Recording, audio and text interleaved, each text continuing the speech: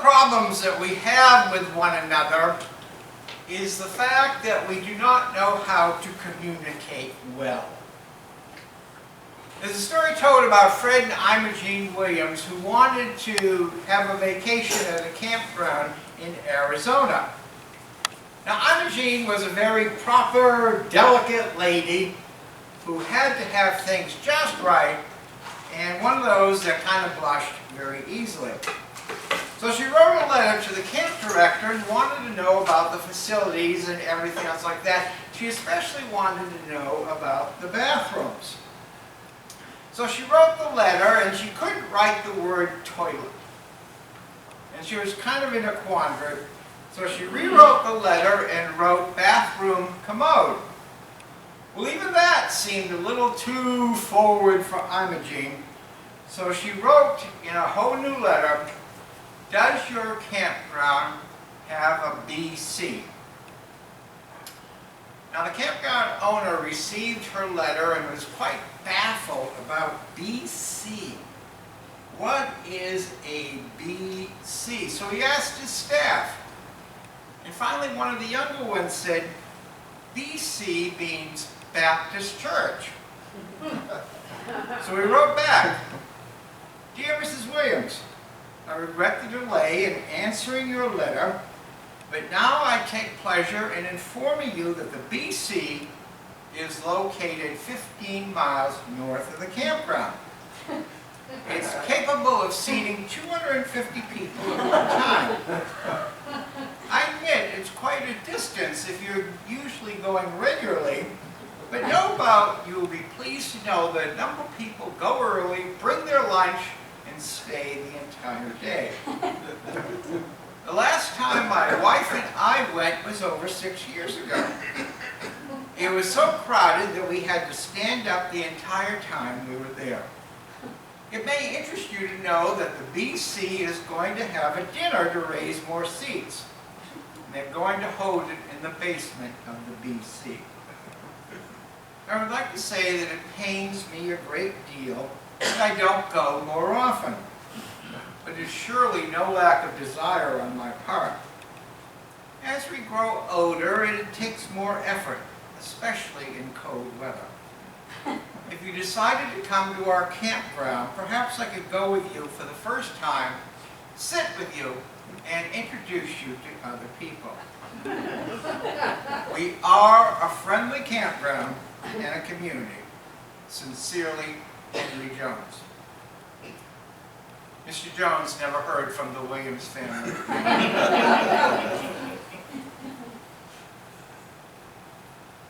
This is our last visit during Advent to John, and we're going to John's house. Like the other three, John's house is quite different from them.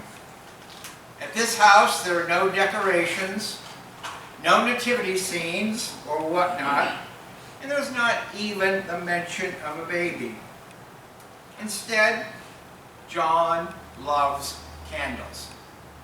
He has candles in every window. He has luminaries up and down his sidewalk and on his porch. He wants to tell people about the light. John meets us at the door. Some might confuse him with John the Baptist, but that's only because they have a common name, Joshua. But he's not this goat hair coat wearing, locust bug eating prophet. John is a writer. He's a philosopher. He's a communicator. The bookcases in his house are filled with books that are well read. Books of Greek thinking, books of Hebrew prophecy. And John is always writing. He's struggling to find the right words, words that are big enough, words that convey the meaning of God coming to earth.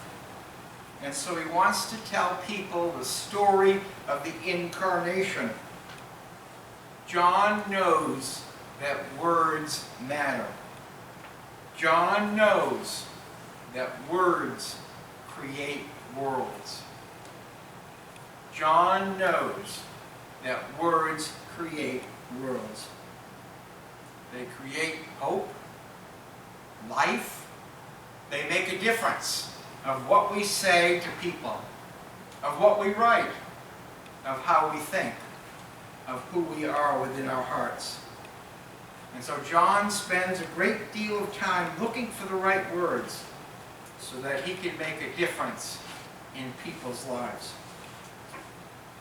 After John invites you into the living room, you sit near the fireplace, and there are two wingback chairs. He wants to talk.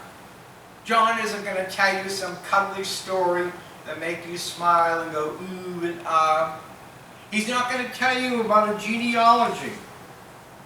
John wants to have a conversation with you. He wants to talk about life. He'll sit there and drink brandy. He wants to talk about God. He pulls out a prophecy from Isaiah.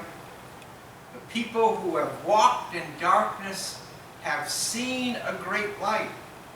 And John looks at you and asks the question, what is light?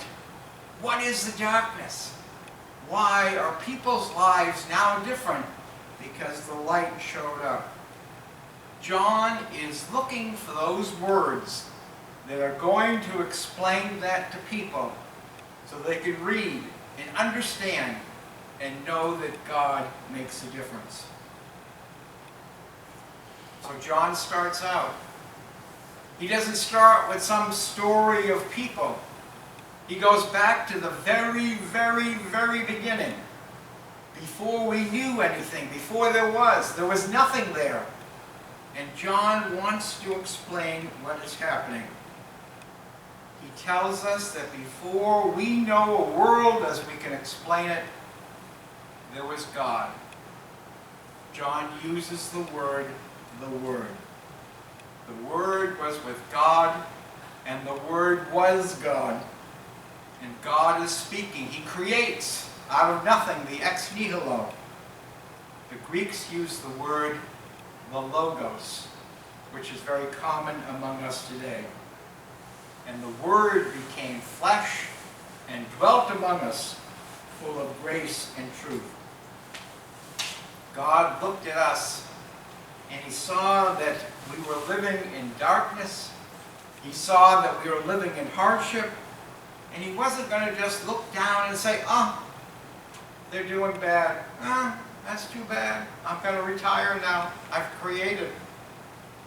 God decides to come down, to be one of us, to be a human. The Word became flesh. He comes with a candle and a light and says, I'm there with you in your darkness.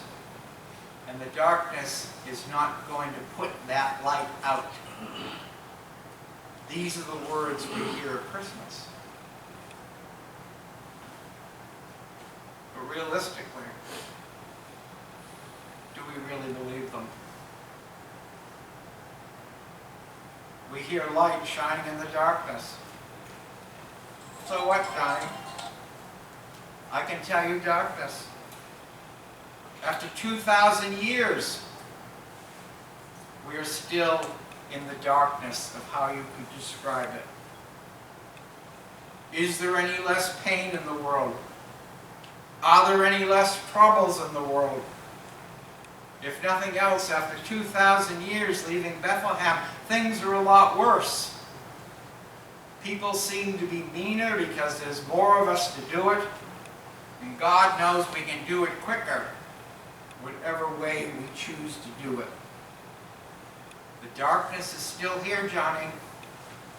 Your candle isn't burning as brightly as it used to be. One of my favorite hymns is A Mighty Fortress is Our God. And singing it in the church growing up, one of those lines bothered me. It's in the third verse. Well, it was in our hymnal.